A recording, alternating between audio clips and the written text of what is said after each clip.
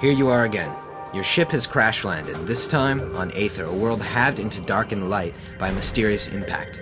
You've come to aid the Federation troops, but none remain. Only an overpowering sense of terror looms. There has been much death and destruction on the planet of Aether. It will soon fade into darkness.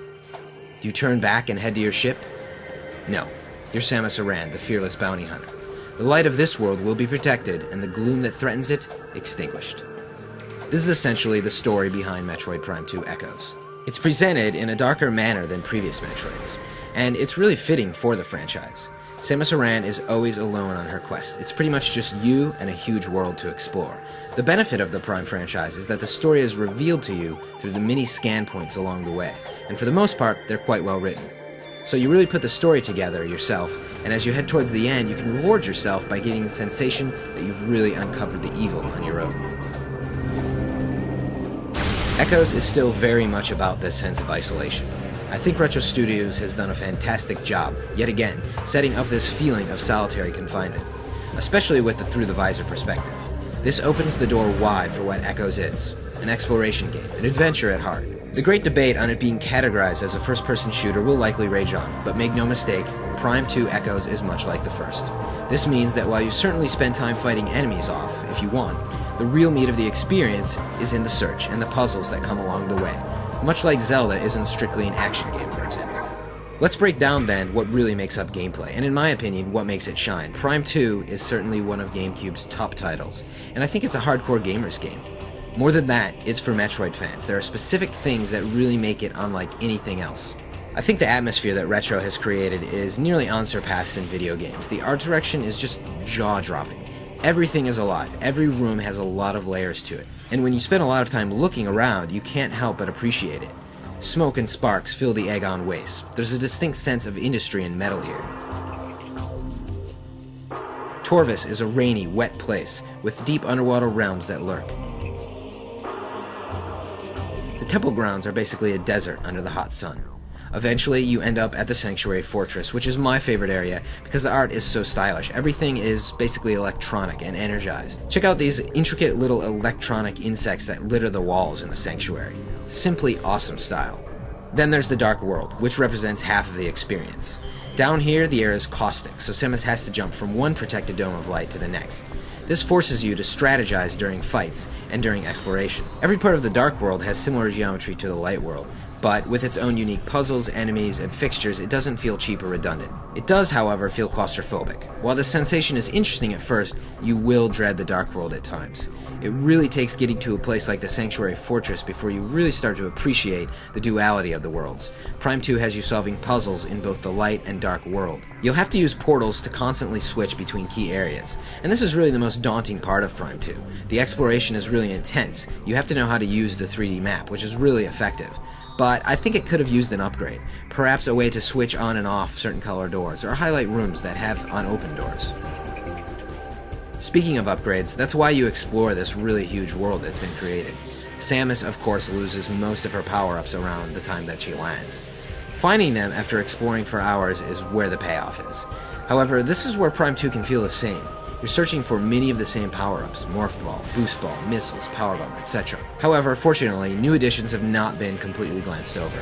The new Dark and Light Beam add a tremendous amount of strategy to enemy battles, and there are brand new suits and features as well. The Screw Attack has been most anticipated by fans, because it hasn't been seen since Super Metroid.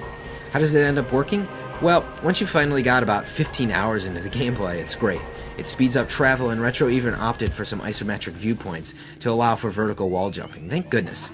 However, because it does come late in the experience, it doesn't feel completely utilized, and there's a nagging sensation that it was kind of forced into the design. Nonetheless, it's very welcome. There are some new weapons. I think the Seeker missiles, where you can fire 5 missiles at once, are a great addition to the mix. Then, of course, you have the new visors. The Dark Visor allows you to see hidden switches, and can be pretty useful in combat. Then there's the Echoes Visor, which is like the Screw Attack in that it takes a lot of time to get. When you finally do get it, it's just really bizarre. It allows you to find special sonic switches that are hidden, but more than that, you have to identify tones and solve puzzles in that way sometimes. It's strange, but because it's integrated into boss fights and exploring, it adds yet another layer of complexity, which I'm all for. Of course, the visors still get affected by the environment. You'll get really messed up and splattered by dark goo from the guys in the dark world. Water rolls off your visor. Electricity interferes with it. Mist creates dew.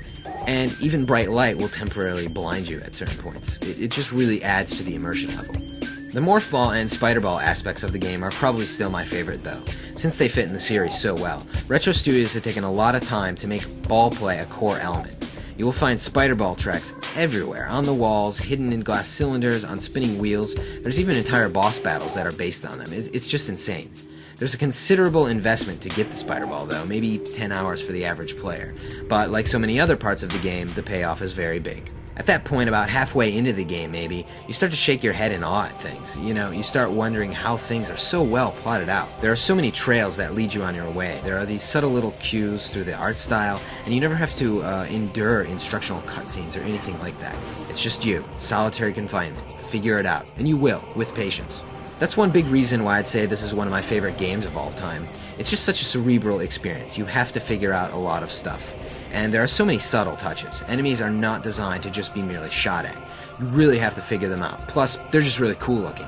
The Ink Smasher, check this guy out. He's like this Hulk. Not even a boss, mind you. And you have to fight through his shields, his earthquake attacks. Then there's these really clever enemies, Resbits, which will actually take your visor offline, and you can't attack them at certain points. Like I said, enemies are just really clever. Enemies are puzzles in their own way. And thankfully, most of the enemies are new. Echoes is very tough because of this. The hint system is minimized, kind of in an old school attitude. It asks you just to explore on your own. Boss battles have been ramped up noticeably, and with most bosses, I died several times before I figured out just what to do.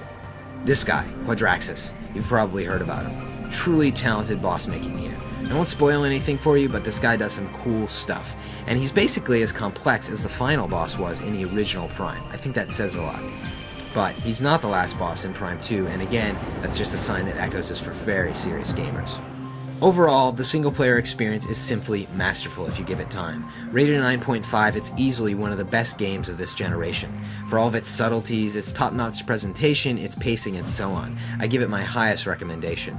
I wish its beginning were more explosive like Prime 1's Space Station, and I wish the ending didn't send players on a quest to find 9 temple keys with little aid. But in the end, you really have some very big payoffs for all the work that you do.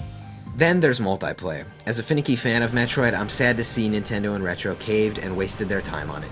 It's a hackneyed implementation of what people used more often in the N64 days. It's just really kind of unfitting for a game that's about being alone. The lock-on mechanics get boring in multiplayer.